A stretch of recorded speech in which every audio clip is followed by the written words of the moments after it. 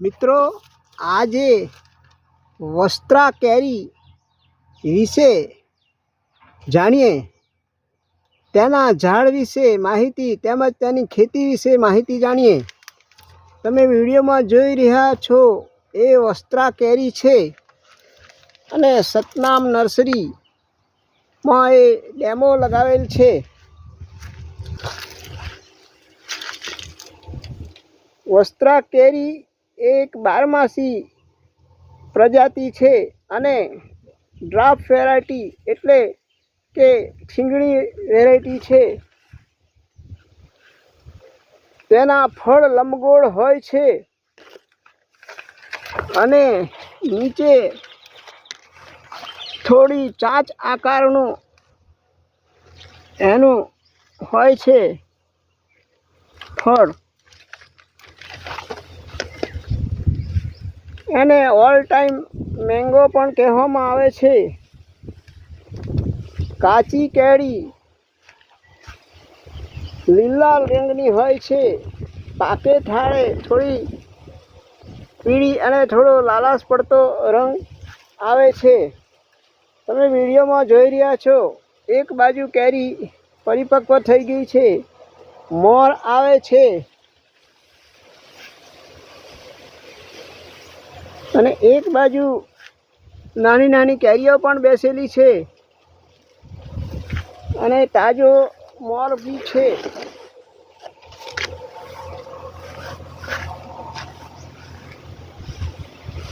અને સાથે સાથે પીલવણી પણ ચાલુ છે.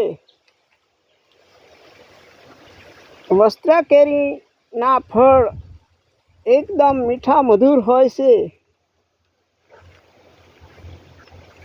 ટેરેસ ગાર્ડનમાં પણ તે ઉગાડી શકાય છે. જમીનમાં તેમજ નાના બગીચામાં પણ અનુકૂળ આવે છે. મોટા પાયે ખેતી પણ કરી શકાય છે.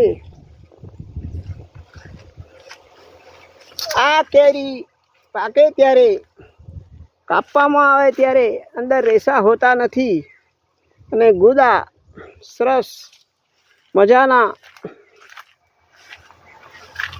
રેશમ જેવા મુલાયમ હોય છે.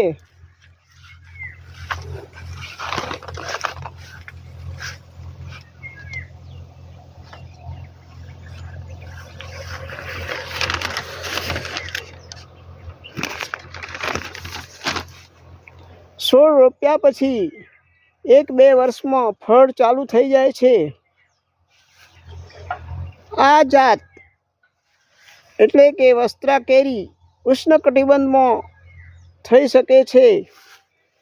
7-8 કલાક સૂર્યપ્રકાશ મળવો જરૂરી છે. સારી નીચાણવાળી જમીનમાં વધુ અનુકૂળ આવે છે અને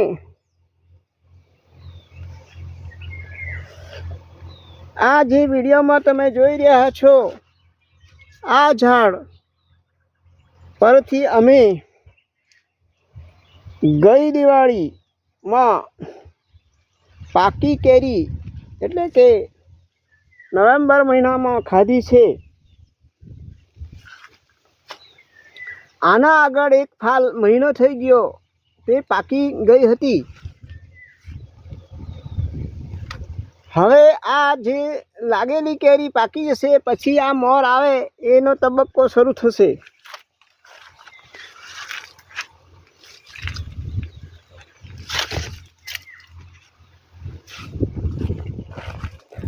મિત્રો, તો આ છે બારમાસી કેરી એટલે કે ઓલ ટાઈમ મેંગો વસ્ત્રા છે. અસ્તુ.